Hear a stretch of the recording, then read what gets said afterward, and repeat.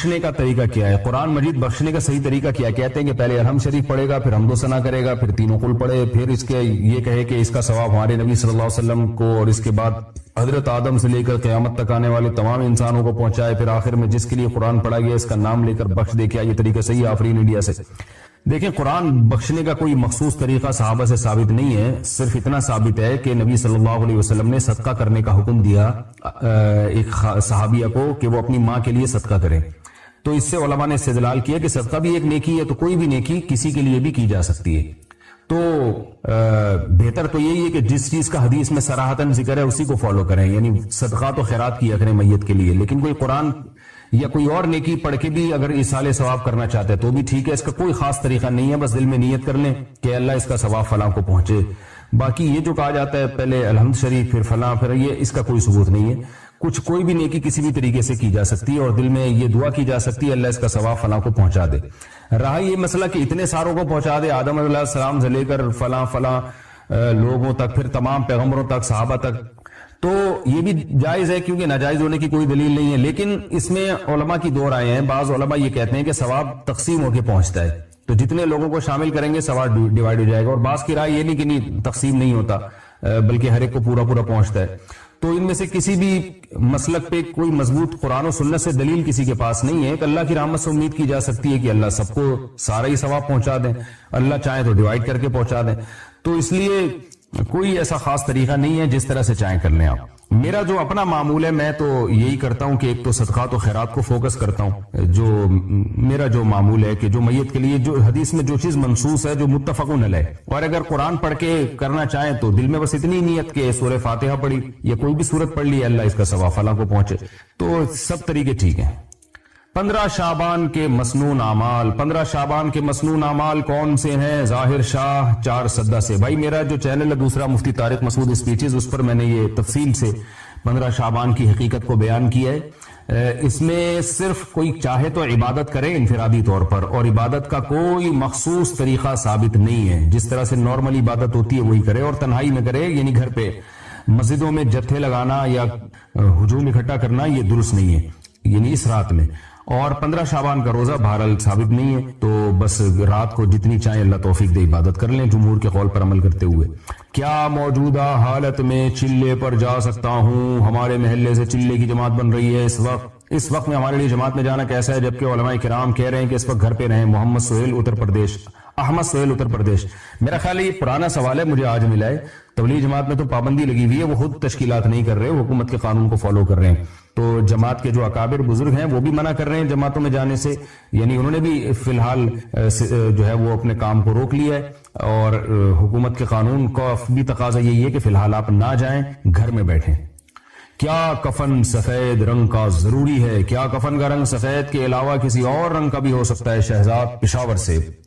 بھائی کفن کسی بھی رنگ کا ہو سکتا ہے، سفید ضروری نہیں ہے. حدیث میں ترغیب ہے کہ سب سے بہتر رنگ جو ہے وہ سفید ہے، تو کفینوا فیہا موتاکم، مردوں کو اس میں کفن دیا کرو. لیکن صحابہ کرام سفید رنگ کا اہتمام نہیں کرتے تھے، جو کپڑا میسر آتا تھا وہ کفن کے طور پہ پہنا دیا جاتا تھا. 10 سال کے روزوں کا کفارہ کیسے ادا کروں؟ عبداللہ شاکر دبئی سے. میری عمر ابھی 25 سال ہے. میں نے بالغ ہونے کے بعد سے ابھی تک رمضان کے روزوں کا اہتمام نہیں کیا. کبھی تو میں رات سے ہی روزے کی نیت نہیں کرتا تھا، اور کبھی رات میں نیت کر لیتا تھا اور دن میں توڑ دیتا تھا. اب میں نے سنا ہے کہ روزہ توڑنے پر 60 دن لگاتار روزے رکھنے پڑیں گے. میرے لیے یہ تقریباً ناممکن سی بات ہے، کیونکہ پہلی بات یہ کہ مجھے حساب نہیں کہ کتنے روزے توڑے ہیں. دوسری بات یہ کہ اتنے سالوں کے روزے رکھنے میں کئی سال گزر جائیں گے، اور ایک بھی بیچ میں ٹوٹ گیا تو دوبارہ سے شروع کرنا پڑے گا. اس بارے میں میری رہنمائی فرمائیں کہ میں کیا کر سکتا ہوں کہ اس گناہ سے بھی بچ جاؤں اور کفارہ بھی ادا ہو جائے. بھائی عبداللہ شاکر صاحب، بس اب توبہ کریں. پہلے تو 2 رکعت پڑھ کے اللہ سے گڑ گڑا کہ آپ نے رمضان کا روزہ چھوڑا بھی اور توڑا بھی. بہت بڑا گناہ ہے چھوڑنا بھی اور توڑنا بھی. اللہ سے گڑ گڑا کے توبہ کریں، اللہ غفور رحیم ہے، معاف کرنے والا ہے. اور آئندہ کے لیے پختہ عزم کریں، اب زندگی میں کبھی نہ تو رمضان کا روزہ چھوڑیں گے اور نہ توڑیں گے. اس توبہ کا فائدہ یہ ہوگا کہ پچھلے سارے گناہ اللہ آپ کے معاف کر دے گا انشاءاللہ.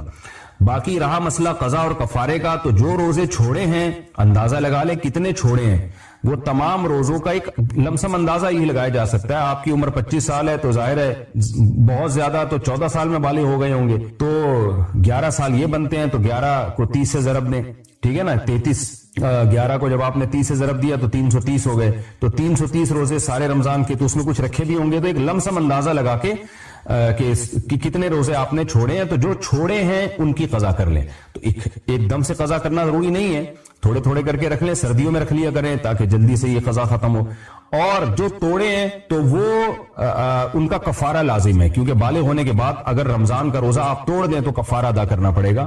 لیکن توڑنے میں دو طرح سے اگر توڑا جائے تو پھر کفارہ ادا ہوتا ہے. اگر آپ میرڈ ہیں, وائف سے آپ نے, بیوی سے روزے کے دوران ہم بستری کر لی, جمع کر لیا, تو بھی روزہ ٹوٹ گیا اور اس کا بھی کفارہ ہے. یا آپ نے جان بوجھ کر کھانا کھا لیا تو بھی روزہ ٹوٹ جائے گا اور اس کا بھی کفارہ ہے. اس کے علاوہ کسی اور طریقے سے اگر روزہ توڑا ہے, مسئلہ تھوڑا حیا کے خلاف ہے, بعض دفعہ وہ لوگ اپنی ہاتھ سے اپنی خواہش پوری کرتے ہیں نوجوان, تو اس سے روزے کے دوران اگر کسی نے یہ عمل کیا ہے تو روزہ ٹوٹ تو جاتا ہے مگر اس سے کفارہ لازم نہیں ہوتا. گناہ ہے, بہت بڑا جرم ہے, لیکن کفارہ لازم نہیں ہوتا. کفارہ صرف 2 صورتوں میں لازم ہوتا ہے کہ آپ کھانے سے روزہ توڑ دیں یا جماع سے روزہ توڑ دیں. تو ان دونوں صورتوں میں کفارہ بھی لازم ہے, قضا بھی لازم ہے. اب اگر جماع سے روزہ توڑا ہے, یعنی بیوی سے ہم بستری کر کے اگر روزہ توڑا ہے, تو ایک رمضان میں جتنے روزے توڑے ہیں تو ان تمام کی طرف سے ایک ہی کفارہ ادا کرنا پڑے گا. اگلے رمضان میں دوبارہ اگر توڑے ہیں تو اس اگلے رمضان کا ایک کفارہ کافی ہے. یعنی ہر روزے کے 60 روزے نہیں رکھنے پڑیں گے, بلکہ ایک رمضان میں جتنی دفعہ بھی روزے توڑے ہیں تو 60 روزے ان پورے رمضان کی طرف سے کفارہ ہو جائے گا. اور اگلے رمضان میں اگر روزہ توڑا ہے تو بھی 60 روزے اگلے رمضان کی طرف سے. تو جتنے رمضانوں میں روزے توڑے ہیں اتنے کفارے آپ پر لازم ہوں گے, بشرطے کہ بیوی سے جمع کر کے روزہ توڑا ہو. لیکن اگر روزہ کھانے سے توڑا ہے تو اس میں علماء کے 2 قول ہیں. ایک قول تو یہی ہے کہ ایک رمضان میں جتنے روزے توڑے ہیں ایک کفارہ سب کی طرف سے کافی ہے. الگ الگ رمضان میں اگر توڑیں گے تو الگ الگ کفارے ادا کرنے پڑیں گے. لیکن ایک دوسرا قول بھی ہے اور اس پر فتویٰ بھی دیا گیا ہے کہ کھانے سے اگر آپ نے روزہ توڑا ہے تو جتنے بھی رمضانوں میں جتنے بھی روزے توڑے ہیں آپ نے, اب جب آپ توبہ کر رہے ہیں تو ایک کفارہ ادا کر لیں, وہ پچھلے تمام رمضانوں کے تمام روزوں کی طرف سے کافی ہو جائے گا. تو میرا خیال ہے 25 سال میں آج کل شادیاں ہوتی نہیں ہیں, تو آپ نے شاید کھانے پینے سے ہی روزہ توڑا ہوگا. تو اب خلاصہ یہ نکلا کہ ایک تو توبہ کرے کہ اللہ جو میں نے روزے توڑے اور چھوڑے میں توبہ کرتا ہوں, آئندہ نہ توڑوں گا نہ چھوڑوں گا. اور پھر آپ نے کیا کرنا ہے کہ 60 روزے رکھ لیں. یہ 60 روزے پچھلے تمام جتنے بھی آپ نے روزے توڑے ہیں کھا پی کر, وہ تمام روزوں کی طرف سے یہ 60 روزے آپ کے کفارے کا کے ہو جائیں گے. مزید کفارہ ادا نہیں کرنا پڑے گا. کہ دنیا کو ہم مسافر خانہ سمجھنا چھوڑ دیتے ہیں. جب چھوڑ دیتے ہیں تو پھر بھائی دنیا کی ہر چیز کیا ہے. ایک آدمی کو ٹرین میں بٹھا دیا کراچی سے پشاور جانے کے لیے, وہ یہ بھول گیا کہ میرا ہدف پشاور ہے. پاکستان میں بھولنے کا چانس بھی ہے کیونکہ 24 گھنٹے کے بعد 48 گھنٹے لگ جاتے ہیں. بعض آدمی بھول جاتا ہے میں ٹرین میں کس سلسلے میں حاضر ہوا تھا. میں 50-50 ایک بہت پرانا ایک شو آیا کرتا تھا. پہلے تو بہت ٹرینیں لیٹ ہوتی تھی, اب ذرا کم ہو گئی ہیں. تو بہت زیادہ ہمیں یاد ہے نا, ہم یہ 80s کی بات ہے, ہم جایا کرتے تھے سرگودا کراچی سے اپنی گرمیوں کی چھٹیاں گزارنے کے لیے. تو سپر ایکسپریس ہوتی تھی اس زمانے میں, تو ہم جا کے بیٹھ جاتے تھے. چلتی تھی, چل گئی, نہیں چلی تو منتیں مان رہے اللہ اس کو چلا دے. تھوڑا سا ہلتی تھی تو خوشی کی لہر دوڑتی تھی, شاید اب چل پڑی ہے. پھر بیٹھ جاتی, پھر رک جاتی تھی, تو بہت لیٹ ہو جاتے تھے بعض دفعہ. تو ان دنوں میں نا وہ آیا کرتا تھا بڑا سادہ سا پروگرام 50-50. اس میں یہ دکھایا کہ لاہور سے کراچی بچے سمر ویکیشن کے لیے آ رہے ہیں ٹرین میں. تو دکھایا کہ وہ لاہور میں بیٹھے, جب کراچی پہنچے نا تو بڑے ہو گئے تھے وہ بچے. کیا ہوئی؟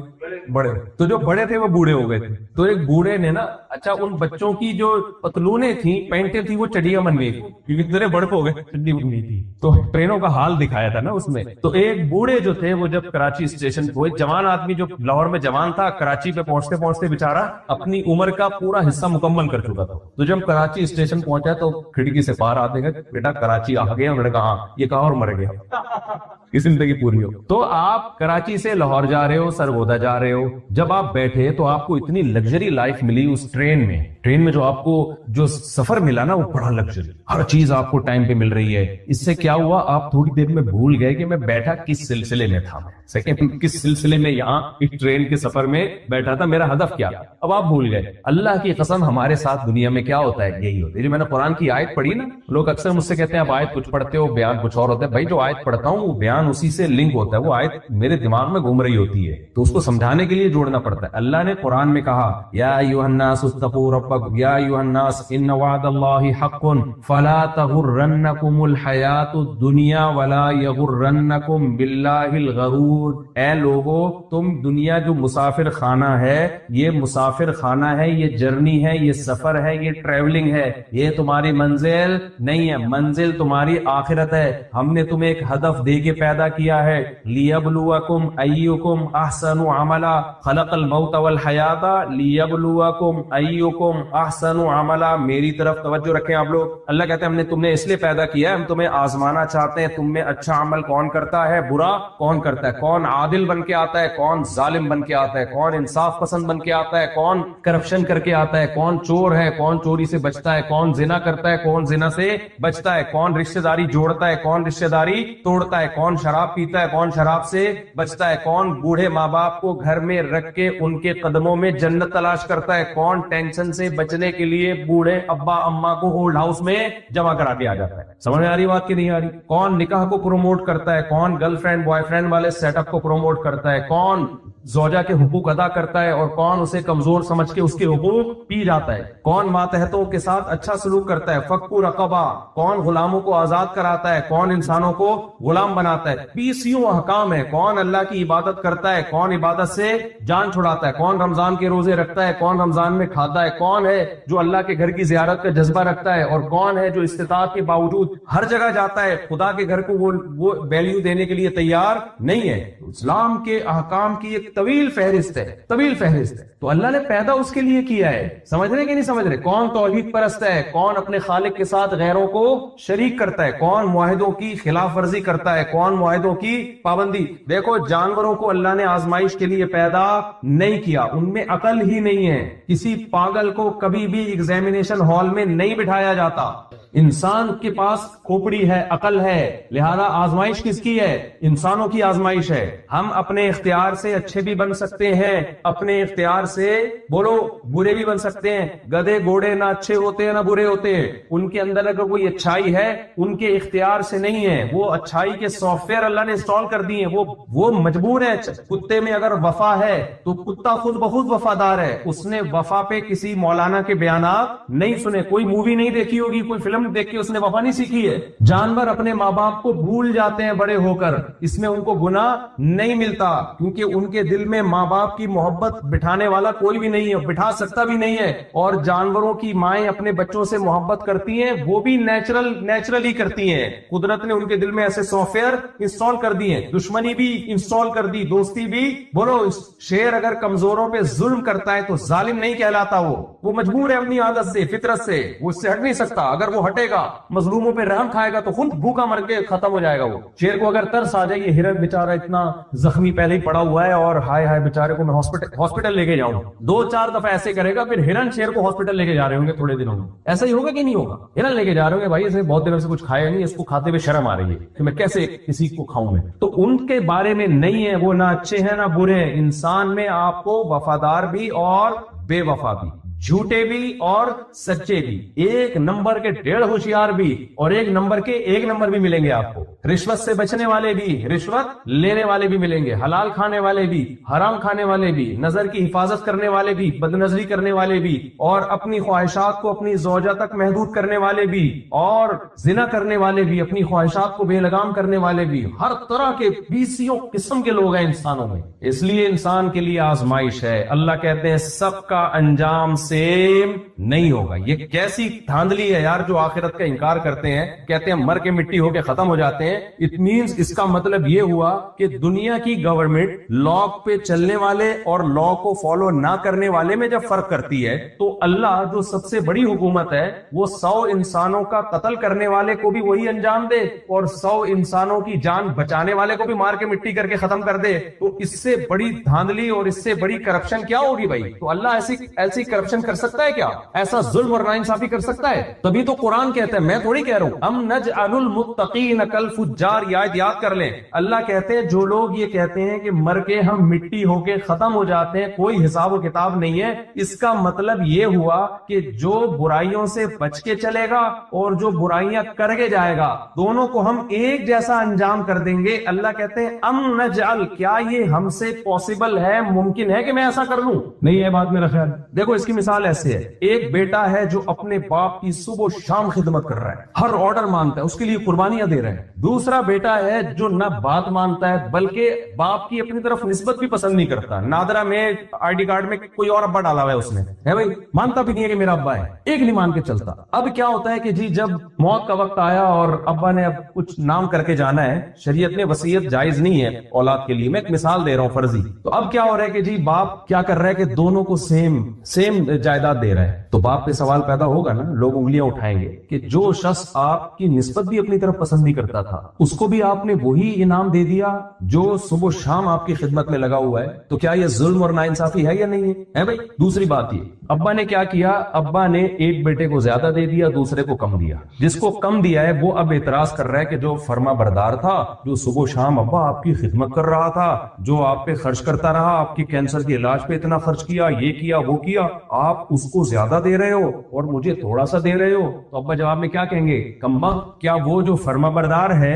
اور وہ جو صبح و شام نافرمانی کرتا رہا، میں دونوں کے ساتھ بیہیویئر میرا سیم ہوگا؟ کیا میں ایسا کر سکتا ہوں؟ میں بیوقوف ہوں؟ یہی اسٹائل ہوگا کہ نہیں ہوگا؟ بھائی کیا ہو گیا آپ لوگ کو کہ میں فلم ڈرامے میں آ رہا ہوں یا میں تو پروگرام میں آ رہا ہوں؟ یہ اسٹائل ابا کا ہوگا کہ نہیں ہوگا؟ کیا مجھے بیوقوف سمجھا ہوا ہے تو نے؟ ایک آدمی صبح شام آدھا ہو گیا میری خدمت کر کر کے، صبح شام اس نے جو ہے نا دن رات ایک کر دی، اور وہ چرس پیتا ہے، ہیروئن پیتا ہے، میری طرف نسبت تک پسند نہیں کرتا، دیکھ نادرا میں کسی اور کو ڈالا ہوا ہے اس نے کاغذات میں، اور تو چاہ رہا ہے کہ میں اس کو بھی اتنی وراثت دوں، کیا میں دونوں کو سیم سلوک کروں گا؟ دنیا میں اس سے بڑا ظالم باپ کوئی سمجھا نہیں جائے گا۔ اللہ تعالیٰ بالکل یہی انداز اختیار کرتے ہیں ان لوگوں کو سمجھانے کے لیے جو آخرت کے منکر ہیں، جو کہتے ہیں مر کے مٹی ہو کے ختم، کوئی مسافر خانہ نہیں ہے دنیا، کوئی منزل نہیں ہے۔ اللہ کہتے ہیں اس کا مطلب مر کے مٹی کر کے ختم کرنا ہے تو ام نجعل المتقین کالفجار، دنیا میں تمہیں ایسے لوگ نظر آئیں گے جو برائیوں سے بچتے ہیں، جو غریبوں کا پیٹ بھرتے ہیں۔ انما، بہت فرق ہے انسانوں میں، بہت سے انسان غریبوں کے منہ سے نوالا چھین رہے ہیں، بہت سے اپنا پیٹ کاٹ کے غریبوں کا پیٹ بھر رہے ہیں، ایسے آپ کو نظر آئیں گے۔ حضرت عمر بن خطاب رضی اللہ تعالیٰ عنہ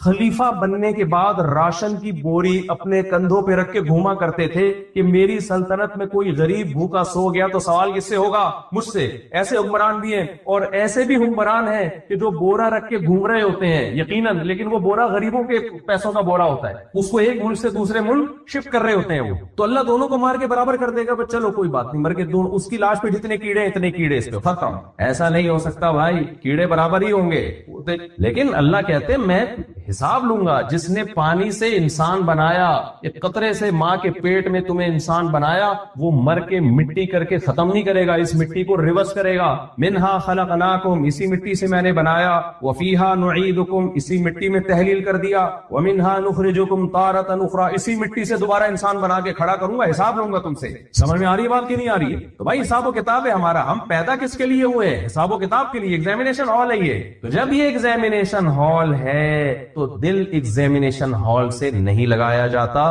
دل ریزلٹ سے لگایا جاتا ہے کہ نتیجہ کیا نکلنے۔ ایگزامینیشن ہال میں بھی آپ سہولتیں اٹھاتے ہیں، آپ پانی بھی منگواتے ہیں، چائے بھی منگوائیں گے، گٹکا بھی منگوائیں گے، اور چرس کی عادت ہے تو کوشش کریں گے پیپر سے پہلے چرس پی کے جائیں، آپ جیب میں رکھ کے جائیں، اصل دماغ کام نہ کر رہا ہو اور پرچہ حل نہ کرو، سارے انتظامات کرو گے۔ آپ کو ٹیمپریچر بھی مناسب چاہیے، آپ کہو گے بھائی ایگزامینیشن ہال میں اے سی اوکے ہونا چاہیے، اگر اے سی کام نہیں کر رہا آپ انتظامیہ کو فون کرو گے بھائی ہمیں پسینہ آ رہا ہے، ہم پسینے صاف کریں یا ہم پیپر حل کریں، ساری ضرورت۔ تو بھائی یہ دنیا مسافر خانہ ہے، لیکن آپ نے اس میں ساری ضرورتیں پوری کرنی۔ آپ امریکہ میں آ کے رہ رہے ہو، بھائی یہاں ہمیں صحت کی سہولت ہے، یہاں پیسے کم، ڈالر میں پیسہ کما سکتے ہیں، ہم اچھے گھر میں رہ سکتے، ٹھیک ہے بھائی، یہ تھوڑی کہ یہ آپ کا مقصد ہے بھائی۔ اگر مقصد ہے تو یہ بڑی بے وفا دنیا ہے، جو کعب بن زہیر نے اپنی معشوقہ کے بارے میں کہا نا، اس سے زیادہ جھوٹ یہ دنیا بولتی ہے۔ یہ اچانک آپ سے یہ بنگلے چھینے گی، یہ گرین کارڈ آپ سے قبر میں چھین لیا جائے گا۔ نہیں آ رہی میرا خیال ہے بات؟ جب آپ یہاں انٹری مارتے ہیں آپ کو دیکھا جاتا ہے گرین کارڈ یا ویزا ہے نہیں، یو ایس اے کا ویزا ہو، آدمی آدھا کلو تو اس کا خون ویسے ہی لوگوں کا بڑھ جاتا ہے یو ایس اے کا ویزا ملنے پر، اور جو نیشنلٹی مل گئی اب خون کی کبھی بھی کمی نہیں ہوگی اس میں، بھائی پاکستان انڈیا میں تو یہ سمجھا جاتا ہے۔ اب اس میں B1 B2 B کمپلیکس اور وٹامن سی کی جتنی قسمیں کہیں بھی اوپر نیچے نہیں ہو سکتی کامیاب، تو کیا یہ آپ کو ہمیشہ کے لیے ملا ہے؟ کیا یہاں قبرستان نہیں ہوتے؟ بولتے کیوں نہیں؟ قبرستان تو ہر جگہ ہے یار، تو مرنا ہے, ختم ہونا ہے, سب مٹ ختم. تو یہ دنیا, قرآن کی جو میں نے آیت پڑھی ہے نا, اللہ کہتے ہیں یہ دنیا ہے مسافر خانہ. جیسے ٹرین میں تم منزل کی طرف جا رہے ہو, لیکن ٹرین میں اگر زیادہ سہولتیں ملنا شروع ہو جائیں نا تو پھر آدمی کہتے ہیں ٹرین ہی سے دل لگاؤ, میں نے پشاور یا ملتان اسٹیشن پہ اترنا ہی نہیں, ٹھیک ہے نا. وہ بھول جاتا ہے کہ میں یہاں سے اترنے کے لیے کس سلسلے میں حاضر ہوا تھا. اس ٹرین میں بیٹھا تھا اترنے کے سلسلے میں, اور آپ نے اس کے صوفے, گدے اور جو وہاں کے عملے کا بیہیویئر آپ کے ساتھ تھا وہ اتنا اچھا تھا, آپ نے ٹرین ہی سے دل لگا لیا, انہی کھڑکیوں سے, اسی اے سی سے, اسی وہ جو کھانا مل رہا ہے آپ کو, چائے اور کولڈ ڈرنک اور یہ ساری چیزیں, آپ نے کہا بھائی بس یہی ہے سب کچھ. تو اس سے بڑا کوئی دنیا میں بیوقوف ہو سکتا ہے؟ تو اللہ کہتے ہیں کہ جیسے جب انسان کا سفر بڑا حسین بن جائے تو منزل کو بھول جاتا ہے, تو ایسے ہی میں نے تمہیں آخرت کے لیے پیدا کیا, تو دو چیزیں تمہیں تمہاری منزل بھلائیں گی. ان دو چیزوں کا اللہ نے قرآن میں اس آیت میں تذکرہ کیا. تو بس میں جلدی سے وہ سمیٹ کے ختم کرتا ہوں, پھر ہم عشاء کی نماز پڑھتے ہیں. تو وہ دو چیزیں کیا ہیں؟ الحیات الدنیا انا جعلنا ما علی الارض زینۃ اللہ. اللہ کہتے ہیں دنیا کے جو اوپر کی چیزیں ہیں نا کہ میں نے بڑی مزین اٹریکٹیو بنا دی ہے, یہ اتنی اچھی ہے نہیں جتنی بنا دی, دیکھنے میں بڑی اچھی لگیں گی تمہیں. کیا مطلب؟ پیکنگ اس کی بڑی خوبصورت ہے. پیکنگ کیا ہے؟ دل مائل ہوتا چلا جائے گا اس کی. جب دیکھو گے کسی کا اتنا بڑا بنگلہ, اس کے پاس گرین کارڈ, اور میں بھی دکنڈا بورڈ میں رہ رہا ہوں, ایک دم دل کیا ہوگا؟ ہلے گا, اچھلے گا. تو اللہ کہتے ہیں دل کو کیا کرنا؟ سنبھال کے رکھ. اتنا ایکسائٹیڈ ہونے کی ضرورت نہیں. یہ پنی ہے اوپر جو بڑی خوبصورت لگی ہوئی ہے, جب پنی ہٹا کے دیکھو گے نا, پنی سمجھتے ہیں نا سگریٹ کی پنی نہیں ہوتی, تو جب ہٹا کے دیکھو گے ہم تو بھائی جو چیزیں مل رہی ہیں وہی آ رہی ہے, کبھی گٹکا آ رہا ہے, کبھی سگریٹ آ رہی ہے, تو کیا کریں؟ شہد دودھ کا زمانہ تو ختم ہو گیا نا. تو جب آپ اس کے وہ چمک پٹی ہٹا کے دیکھو گے تو اندر بہت بھیانک ہے. وہ کیا ہے؟ اس کی میں ایک مثال سے سمجھاتا ہوں. ہمارے ہاں چمن سے گاڑیاں آتی ہیں نا, لینڈ کروزر بھی آپ کو مل جائے گی, بہت سستی ہوتی ہیں وہ. اب کیا ہوا, کراچی میں ایک بندے کو کسی نے بول دیا کہ بھائی میں تجھے جو V8 ہے, V8 وہ صرف 50 لاکھ میں تجھے دلوا رہا ہوں. آدمی خوشی سے بے ہوش ہو جائے گا یار. وہ کراچی لے آیا اس کو, اب اس کو آپ نے دیکھا, انجن بھی چیک کیا, بھائی وہی 4000 cc سے اوپر ہے, سب بالکل سچی مچی کی V8 ہے, کوئی دھوکہ اس میں نہیں ہے. آپ ٹک کر کے 50 لاکھ پکڑاؤ گے یا 1 کروڑ پکڑاؤ گے, مزہ آ گیا یار. لیکن پتا چلا نمبر پلیٹ ہی نہیں ہے. پتا کیا چلا؟ بھائی یہ تو نان کسٹم, اس کا تو کسٹم پے ہی نہیں ہوا ہے. سمجھ رہے ہیں؟ گاڑی 100% A to Z ویسی ہی ہے, نمبر پلیٹ یا تو جعلی ہے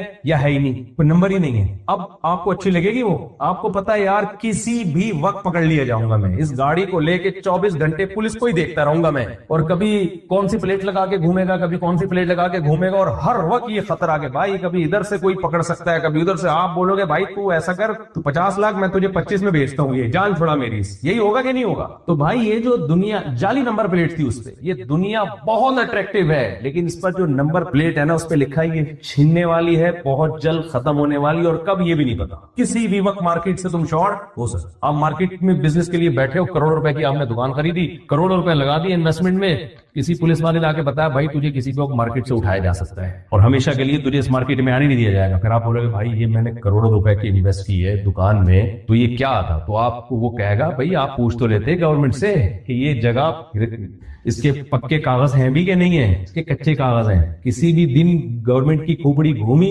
ہمارے یہاں تو گورنمنٹ کی کھوپڑی گھومتی ہے, پہلے گورنمنٹ کہتی ہے بناؤ. کروڑوں اربوں, نیسلا ٹاور میں کیا ہوا تھا, کروڑوں اربوں روپے لگا کے. ہمارے یہاں ہر وقت مسافر خانہ ہی چل رہا ہے پاکستان میں نا, جتنا نہیں بھی ہونا چاہیے اس طرح بھی چل رہا ہے. نیسلا ٹاور میں کیا ہوا تھا, کروڑوں اربوں روپے لگا کے پوری بلڈنگ بنی ہے, لوگ رہ رہے ہیں, لوگوں نے گھر خرید لیے. اچانک ہائی کورٹ کی کھوپڑی گھومی, انہوں نے کہا یہ انلیگل ہے, اڑا دیا سب. وہ بےچارے کچھ ہارٹ اٹیک سے مر گئے. تو جی ہمارے یہاں تو ہر وقت کا مسافر خانہ ہی چل رہا ہے. لیکن اگر یہ نہ بھی ہو میرے بھائی, عمارتیں رہتی ہیں, جو عمارتوں میں رہنے والے ہیں وہ مارکیٹ سے شارٹ. تو یہ بڑی خوبصورت دنیا ہے, کسی بھی وقت فرشتہ اٹھا کے ہمیں مارکیٹ سے کیا کر سکتا ہے. آپ کہہ سکتے ہو نہیں میرا صحت کا بڑا زبردست پلان ہے, میرا ڈائٹ پلان دیکھو, میں 99 سال سے پہلے جانے کا نہیں. بھائی مائیکل جیکسن سے اچھا نہ آپ کا ڈائٹ پلان ہو سکتا ہے, نہ آپ کی لگژری لائف ہو سکتی ہے, نہ مائیکل جیکسن سے زیادہ آپ جراثیم لیس ہو سکتے ہیں. تو وہ بیچارہ بھی 50 سال میں چلا گیا, تو میں اور آپ کس کھیت کی مولی ہیں. تو اس لیے یہ جو ہے نا دل لگانے کی جگہ, اس لیے حدیث میں آتا ہے قبرستان جایا کرو. جب آپ کو گرین کارڈ مل گیا یہاں پہ، اب آپ کے لیے قبرستان جانا زیادہ ہمیں جانے کی ضرورت، ہم روزانہ اتنے جنازے پڑھا رہا ہوتا ہوں میں وہاں پہ، آج فلاں نے مار دیا فلاں نے مار دیا، تو ہمیں تو وہیں نظر آ رہا ہوتا ہے۔ جو پی آئی اے میں بیٹھتا ہے اس کو ضرورت ہی نہیں ہے، اس کو کوئی مزید بیان کی ضرورت کیا ہے ہی۔ تو آپ کو خوشحال زندگی اللہ نے دی، تو ایک چیز تو دنیا آپ کو غافل کرے گی، سمجھ میں آئی بات؟ دوسری چیز کیا غافل کرے گی؟ شیطان۔ وہ کیا کرے گا؟ جب آپ کے دل میں آئے گا نا بھائی دل لگانے کی جگہ نہیں ہے، تو یہ نہیں اللہ کہہ رہے کہ چھوڑ دو ساری نعمتیں، بھائی برائی سے بچو، منزل کو فوکس کرو، وہ خواہشات پوری کرو جو مقصد میں رکاوٹ نہ بنے، ان خواہشات کو پوری کر لو۔ حلال سے مقصد خراب نہیں ہوتا، حرام سے خراب ہوتا ہے۔ اب دوسرا جو گڑبڑ ہوگی نا، جو آپ کو منزل سے غافل کرے گی، وہ شیطان۔ وہ کیا کرے گا؟ جب آپ سوچو گے یار برائی سے بچنا ہے، تو شیطان پٹیاں پڑھائے گا اور برائی پہ اچھائی کا لیبل لگا کے مارکیٹ میں بیچے گا۔ جیسے چینی کی بوری پہ چاول لکھ دیا آپ نے، تو مکھیاں نہیں آ رہی ہیں اس کی، یار لکھا ہوا کیا ہے بھائی؟ چاول لکھا ہوا ہے۔ تو شیطان کیا کرے گا؟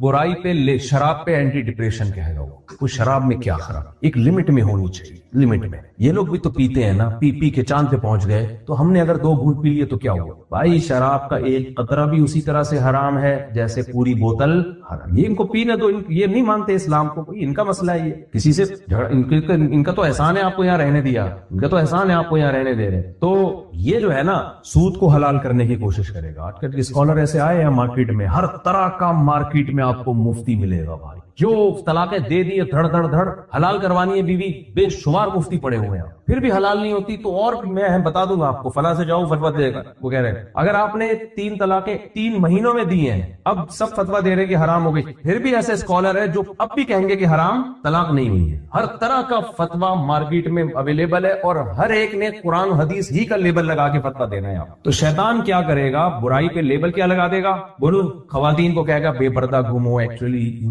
آزادی، سانس لینے میں پرابلم، بھائی یہ نہیں ہے، سانس آ جاتا ہے وہ اتنا بڑا مسئلہ۔ اللہ نے پردے کا حکم آپ کے فائدے کے لیے دیا ہے۔ عورت پردے میں ہوگی تو عیاشی کس کی ختم ہوگی؟ مرد کی۔ مرد حضرت حکیم اختر صاحب فرمایا کرتے تھے نا، لے دے کے اپنی بیوی کے پاس ہی آئے گا، بولے گا بھائی باہر تو کوئی نظر ہی نہیں آتا، تو میرے لیے صرف تم ہی ہو۔ ابھی تو رکشوں کے پیچھے لکھا ہوتا ہے صرف تم، لکھنے کی حد تک ہوتا ہے، صرف لکھنے کی حد تک ہوتا ہے، باقی بیسیوں کو وہ کہہ رہا ہوتا ہے صرف تم۔ تو جب پردہ ہوگا تو مرد کے لیے اللہ نے اس کی بیوی کو پیدا کیا ہے، کسی اور کو پیدا نہیں کیا۔ ہمارے حضرت فرمایا کرتے تھے اپنی بیوی کے بارے میں یہ سمجھا کرو، دیکھو انسان کی یہ کیونکہ یہاں عیاشی کا ماحول ہے، ظاہر ہے لوگوں میں آزادی ہے، لیگل بھی ہے سب کچھ، تو یہاں بیویوں سے بے وفائیوں کے بہت واقعات پیش آتے ہیں، بہت زیادہ پیش آتے ہیں۔ مرد کہتے ہیں میری بیوی کی شکل ایسی، وہ جو دفتر میں جاب کرتی ہے وہ تو اتنی خوبصورت ہے۔ چائنا والے تو اتنے پریشان ہیں، کہتے ہیں ساری عورتیں ایک جیسی، ان کے لیے مسئلہ نہیں ہے، چائنا کی سب ایک ہی شکل کے ہوتے ہیں، ان کے لیے مسئلہ نہیں۔ لیکن امریکہ میں، پاکستان میں بھائی ہر عورت کی شکل دوسرے سے مختلف۔ اب جو دیسی آدمی ہے وہ بڑا پریشان ہوتا ہے یار، انگریز کے لیے تو وہ کوئی ٹینشن ہی نہیں ہے نا، وہ تو ان کے لیے سب لیگل کر دیا۔ مسلمان کے لیے پھر وہ کہتے ہیں یار میری بیگم ایسی، وہ دفتر میں اتنی خوبصورت۔ تو ایک چیز ذہن میں بٹھا لو، علماء کہتے ہیں کہ اللہ نے آپ کے لیے جو بیوی بنائی ہے نا، آپ یہ نظریہ رکھو، عقیدہ رکھو کہ اللہ کے علم میں میرے لیے اس سے خوبصورت دنیا میں کوئی نہیں، پھر اللہ کی نعمت کے شکر کی توفیق ملے گی۔ کمپیئر کرنا شروع کر دیا تو اس کی کوئی انتہا نہیں ہے۔ کمپیئر کرنا شروع کر دیا نا، تو پھر اپنے آپ کو بھی کمپیئر کیا کرو، پھر بولو یار مجھ سے بھی زیادہ ہینڈسم اسمارٹ تو وسیم ہے، اور اس سے زیادہ اسمارٹ کون ہے؟ پھر اگر آپ کی بیگم یہ کام شروع کر دے کہ تم سے زیادہ ہینڈسم تو وہ ہے، اس سے زیادہ ہینڈسم تو وہ ہے، اور تم سے زیادہ پیسہ تو اس کے پاس ہے، آپ کو غصہ آئے گا کہ نہیں؟ اگر غیرت ہوگی تو آئے گا، نہیں ہوگی تو پھر آپ بولو گے تھینک یو، بہت خوش ہوئی۔ تو حیرت کے بھی تو مسئلے کھڑے ہو گئے۔ تو اللہ نے آپ کے لیے جو بنا دی ہے، آپ سمجھو اللہ کے علم میں میرے لیے اس سے زیادہ خوبصورت، یہ نہیں کہ دنیا میں زیادہ خوبصورت عورتیں نہیں ہیں، بھائی میرے لیے اس سے زیادہ خوبصورت ہے اللہ کے علم میں، بس میرے لیے سب سے بہتر کون ہے؟ یہی ہے۔ تو شکر نعمت کی توفیق ملے گی، ورنہ دماغ دیکھو اللہ تعالیٰ یہ چاہتے ہیں بہت زیادہ شریعت میں اسلام گرل فرینڈ بوائے فرینڈ کے رشتے کو نہیں مانتا، میاں بیوی کے رشتے کو مانتا ہے، اور ایسا خاندانی مانتا ہے کہ سب سے زیادہ محبت اسلام کہتا ہے کس سے کرو؟ بیوی سے کرو۔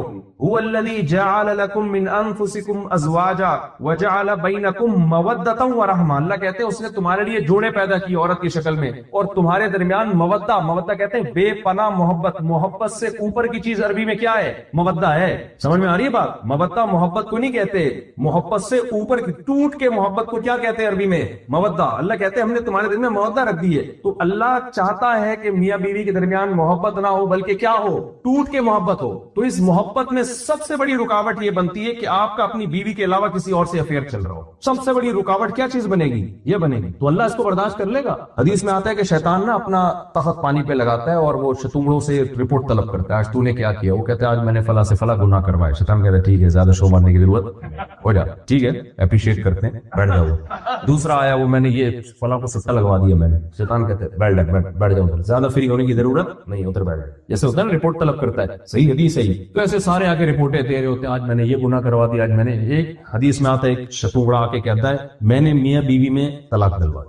میں نے کیا کیا؟ غلط فہمیاں پھیلوا دی، عورت کو شوہر کا ناشکرا بنا دیا اور شوہر کو بد زبان برما دیا یا کچھ بھی جو جس سے بھی گھر ٹوٹے. تو شیطان حدیث میں آتا ہے اس کو بلاتا ہے، بولتا ہے ویل ڈن، یہ خاندانی کام کر کے آیا ہے، ٹھیک ہے نا. اس کو بولتے ہیں کام.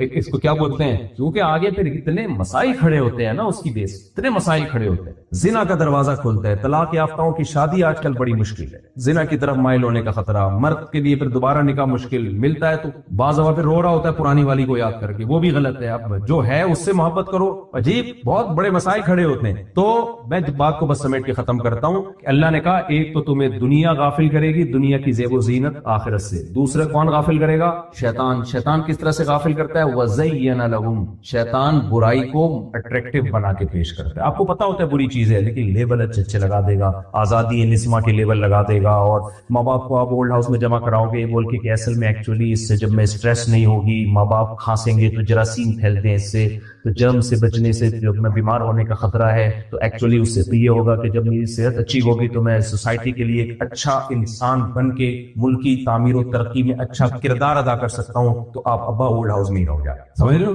تو یہ ساری جو شریعت کے خلاف باتیں ہیں، فجر میں آپ کو اٹھنے نہیں دے گا. ایکچولی نیند دیکھیں آپ، نیند جب تک پوری، ڈاکٹر کہتے ہیں انسان کی جو نیند جب تک بہت ضروری ہے، نیند سے نہ شوگر کی بیماری پیدا ہوتی ہے. ایکچولی جتنا شیطان کرتا ہے نا اتنا کوئی بھی نہیں کرتا. ایکچولی کر کے بیڑا بھائی نماز چھوڑنے کا کسی قیمت پہ آپ کے پاس کوئی آپشن بولو نہیں. یہاں جب ٹیکس دینے کی باری آئے گی تو شیطان آئے گا.